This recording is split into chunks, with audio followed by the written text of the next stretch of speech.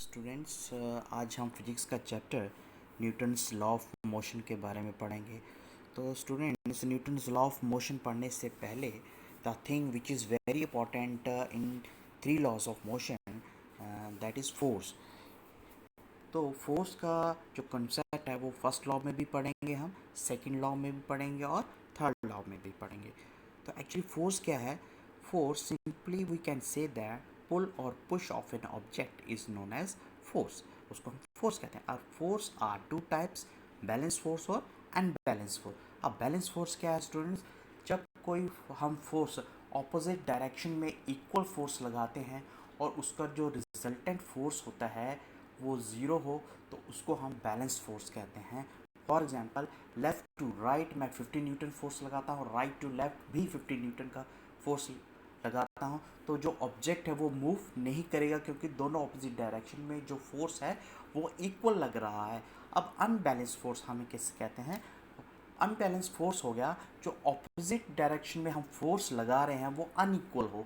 यानी left to right, for example मैं 100 Newton का फोर्स लगाता हूँ किसी ऑब्जेक्ट के ऊपर और राइट टू लेफ़्ट में 50 न्यूटन का फोर्स लगाता हूँ उसी ऑब्जेक्ट के ऊपर, तो जो मेरा ऑब्जेक्ट है वो मूव करेगा फ्रॉम लेफ़्ट टू राइट। क्यों? क्योंकि उस पर मैंने 100 न्यूटन का फोर्स लगाया, उस पर फोर्स ज़्यादा लगा रहा है, तो मूव किस डायरेक्शन में मूव करेगा? Left to right. ये हो गया स्टूडेंट्स अनबैलेंस फोर्स। अब हम आते हैं न्यूटन्स लॉज ऑफ मोशन।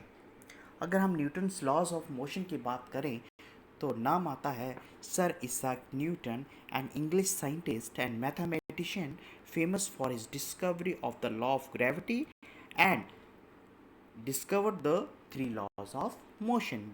इन्होंने थ्री लॉज ऑफ मोशन के बारे में बताया। तो फर्स्ट लॉ ऑफ मोशन क्या कहता है?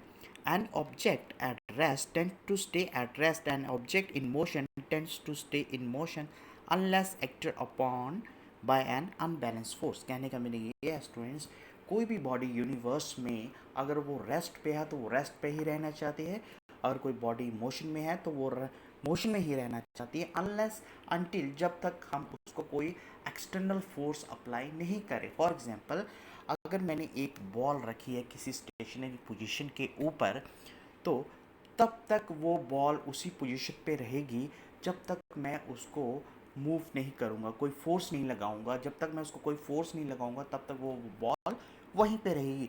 और फॉर एग्जांपल, अगर कोई बॉल मूविंग में है या स्पीड में है या फॉर एग्जांपल मोशन में है, तो उसको तब तक वो मोशन में ही रहेगी जब तक मैं उसको रोकने के लिए कोई एक्सटर्नल फोर्स नहीं लगाऊंगा, तब तक वो मोशन में ही रहेगी। अब आप मुझसे ये कहोगे सर कि अगर कोई बॉल मूव कर रही है तो थोड़ी देर के बाद वो तो ऑटोमेटिकली रुक जाती है, तो उसका रीज़न क्या है स्टूडेंट्स?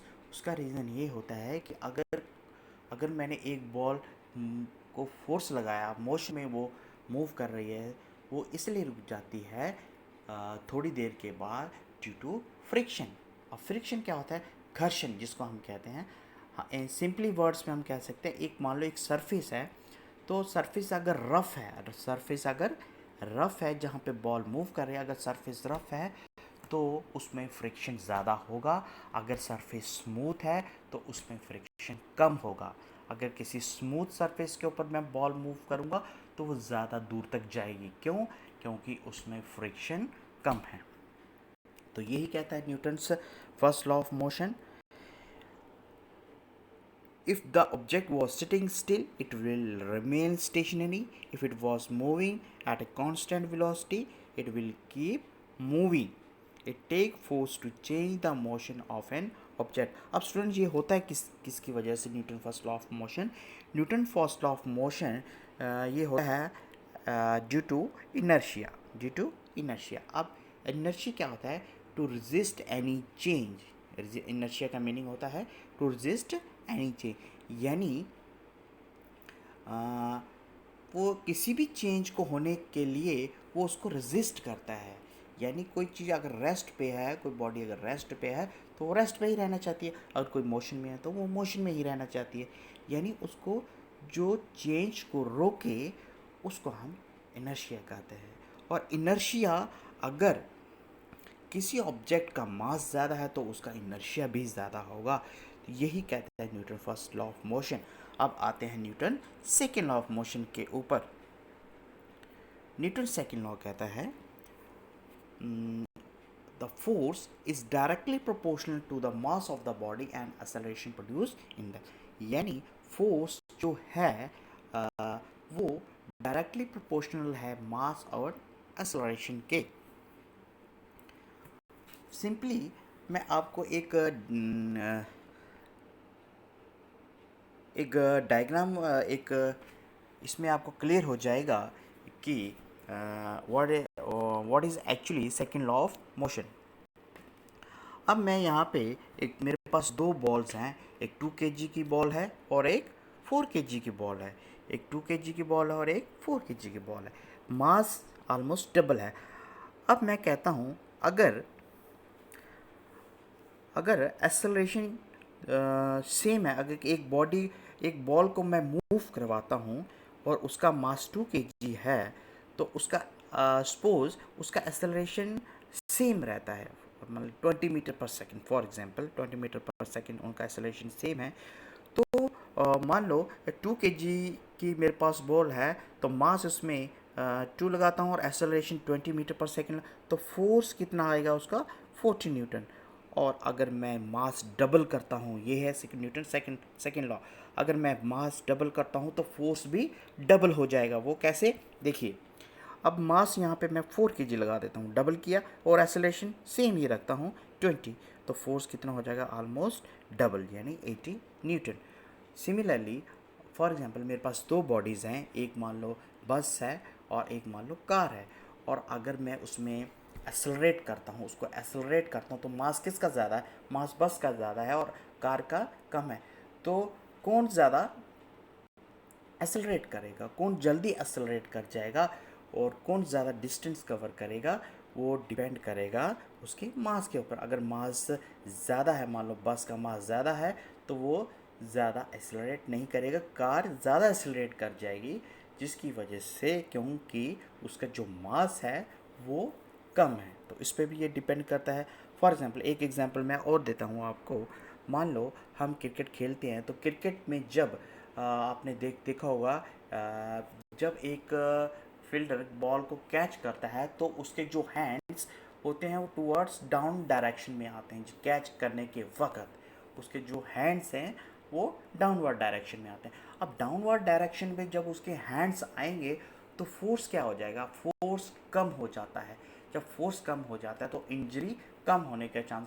फॉर सिमिलरली अगर हम एक ही फिक्स पोजीशन पे कैच को पकड़ेंगे, अगर हम हाथ को नीचे नहीं करेंगे तो जब कैच को पकड़ते हुए, तो इंजरी होने के ज़्यादा चांसेस होते हैं, क्योंकि उसमें फोर्स ज़्यादा हो जाएगा। क्यों, अगर फॉर एग्जांपल उसकी वेलोसिटी है 5 मीटर पर सेकेंड और जब वो कैच कर लिए जब आपने, तो उसकी वेलोसिटी कितनी होगी, ज़ीरो होगी। मान लो टाइम उसने आपने ले लिया 2 सेकेंड ले लिया उसको आपने कैच टूवर्ड्स नीचे वक्त आने में। तो अगर आप इसको कैलकुलेट करोगे by applying formula Newton for second law of motion, तो उसकी जो फोर्स होगी, मान लो जो बॉल का मास है 2 kg और जो v है मान लो 5 मीटर पर सेकेंड, तो इनिशियल वेलोसिटी 0 आ गया, तो आप इसको कैलकुलेट करोगे तो वो 5 न्यूटन तक आ जाएगी। सिमिलरली इसी तरीके से अगर हम 2 kg का मास का अगर बॉल को मैं उसी फिक्स पोजीशन पे कैच करता हूँ, तो उसकी वेलोसिटी मान लो वही 5 मीटर पर सेकेंड है, तो इनिशियल 0 है, तो टाइम मान लो 1 सेकेंड है। तो फोर्स को अगर जब मैं कैलकुलेट करूँगा तो फोर्स 10 न्यूटन हो जाएगा। तो 10 न्यूटन जब हो जाएगा तो उससे कितना ज़्यादा होगा, यानी 5 न्यूटन ज़्यादा हो गया, तो यानी उसमें इंजरी ज़्यादा होने। इसलिए हम जब भी कैच करते हैं टूवर्ड डाउनवर्ड्स डायरेक्शन में लेते हैं, ताकि उसमें फोर्स कम हो जाए। ये है न्यूटन सेकेंड लॉ। इसकी बहुत सारी एग्जांपल हैं students Newton second law of motion में। जब हम फॉर एग्जांपल वो जंप करते हैं, तो आपने देखा होगा कि जंप करते वक्त, लॉन्ग जंप करते वक्त, तो जो मैट्रिक्स और वहाँ पे मैट्रिक्स फिक्स करते हैं, ताकि जब वो कोई एथलीट उस पर जंप करके उस पर गिरेगा तो वो डाउनवर्ड डायरेक्शन में जाएगा। तो डाउनवर्ड डायरेक्शन में जब वो जाएगा तो उसमें फोर्स कम लगेगी और उसको इंजरीज होने के कम चांसेस हो जाती है। और वही अगर हम हार्ड पोजीशन पे लगे तो उसमें अगर फोर्स बिल्कुल भी नहीं है, इनिशियल और फाइनल वेलोसिटी सेम है, तो क्या हो जाएगा, फोर्स बढ़ जाएगी तो उसको इंजरीज होने का ज़्यादा चांस हो जाता है। ये है न्यूटन सेकंड लॉ। अगर हम बात करें Newton third law of motion, Newton third law कहता है for every action there is equal and opposite reaction. यानी जो फर्स्ट बॉडी जो है वो सेकंड बॉडी के ऊपर एक फोर्स लगाती है और जो सेकंड बॉडी है वो इक्वल फोर्स लगाती है फर्स्ट बॉडी के ऊपर। यही है Newton third law of motion. अब Newton third law of motion की अगर मैं एग्जांपल दूं, फॉर एग्जांपल यहाँ पे एक चेयर है, तो चेयर पे फॉर एग्जांपल जब वो सिट करता है कोई भी मैन उस पर सिट करता है किसी चेयर के ऊपर, तो उस पर फोर्स लगेगी डाउनवर्ड डायरेक्शन में, है ना। लेकिन चेयर की जो एक चेयर को एक फोर्स दी होगी जो कि अपवर्ड डायरेक्शन में लग रही होगी। इसकी जो जब ये बना होगा तो एक फोर्स दी होगी इसको बनाने में, और वो फोर्स किस डायरेक्शन में लगेगी, अपवर्ड। जब तक वो फोर्स इक्वल होगी तब तक चेयर मूव नहीं करेगी। अगर मान लो उसकी फोर्स अपवर्ड डायरेक्शन में कम है और ऊपर से जब हम उस पर बैठेंगे तो फोर्स ज़्यादा आ जाती है, तो वो चेयर क्या हो जाएगी, ब्रेक हो, क्योंकि डाउनवर्ड डायरेक्शन में फोर्स ज़्यादा लगा, यानी अनबैलेंस फोर्स लगा। जब फोर्स बैलेंस होगी तो वो चेयर मूव नहीं करेगी। ये है न्यूटन थर्ड लॉ ऑफ। और भी बहुत सारे एग्जांपल है Newton third law of motion में। फॉर एग्जांपल जब हम बुलेट से एक गन से बुलेट निकलती है, तो जब बुलेट गन से निकलती है तो वो जो गन होगी, जैसे ही बुलेट गन से निकलते तो जो गन होगी वो बैकवर्ड डायरेक्शन में आती है, मूव करती है बैकवर्ड डायरेक्शन। यानी there is equal and opposite reaction. For example मेरे पास एक बॉल है और मैं वो बॉल जितनी ज़्यादा फोर्स से हिट करूँगा किसी वॉल के ऊपर, वो उतनी ही फोर्स से वापस आएगी मेरी डायरेक्शन में, है ना। तो ये है न्यूटन थर्ड लॉ। अब मान लो स्विमिंग करता है एक पर्सन, तो जब वो स्विम करता है तो अपने हैंड से क्या करता है, वो बैकवर्ड डायरेक्शन में वाटर को करता है और मूव करता है इन फॉरवर्ड डायरेक्शन। तो जितनी फोर्स वो बैकवर्ड डायरेक्शन में लगाएगा उतना ही वो मूव करेगा इन फॉरवर्ड डायरेक्शन पे। सिमिलरली बहुत सारी एग्जांपल, जैसे बोट है, बोट को भी अगर हम बैकवर्ड डायरेक्शन में फोर्स लगाएं तो वो आगे की तरफ मूव करती। तो बहुत सारे एग्जांपल है जो हम डेली लाइफ में रूटीन में हम ये एग्जांपल्स न्यूटन थर्ड लॉ को फॉलो करती हैं। तो ये है आपका concept Newton third law of motion. Next class में हम नेक्स्ट टॉपिक के साथ, आज के लिए इतने students, thank you very much.